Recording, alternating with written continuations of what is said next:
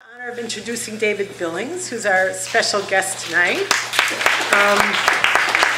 I first met David around 15 years ago when I was part of the group of people that was bringing the People's Institute to Boston for their Undoing Racism training. And that was when I attended my first Undoing Racism training. And David's been a core trainer with them for many years. So I'm excited to introduce him because, to be perfectly honest, I was scared of David when I first met him. Or maybe intimidated. I'm not sure which it was. But, here was this white guy from Mississippi with a deep Southern accent talking about white supremacy and the nonprofit industrial complex. Both of which I was and continue to be deeply implicated in.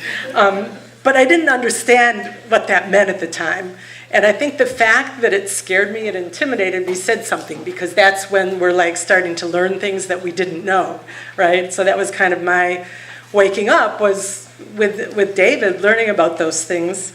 And when we get that rattled, it's a sign that something deep inside is being shaken up. And of course, that's our foundational assumptions, many of us, about the systemic nature of racism and my place in it as a white person.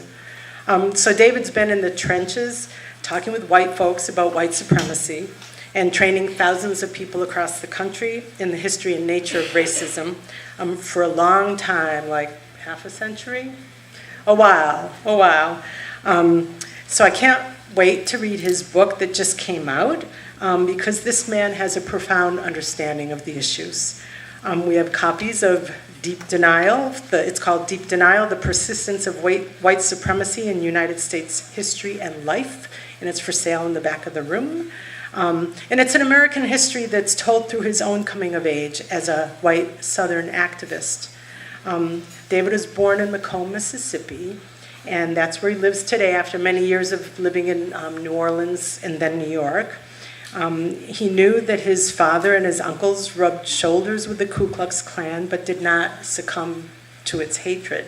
And it took him many years to fully understand his own family's complex example of human decency. He's a leader of anti-racist workshops, an historian, an organizer, and he is also an ordained United Methodist minister. I've got two of them get up here tonight. We think that we're different from the South, right, when it comes to racism, but I think I'm in a crowd where we know that it might look different, but we got all the same crap going on up here. So I'm very happy that David was able to join us, and I welcome you up here.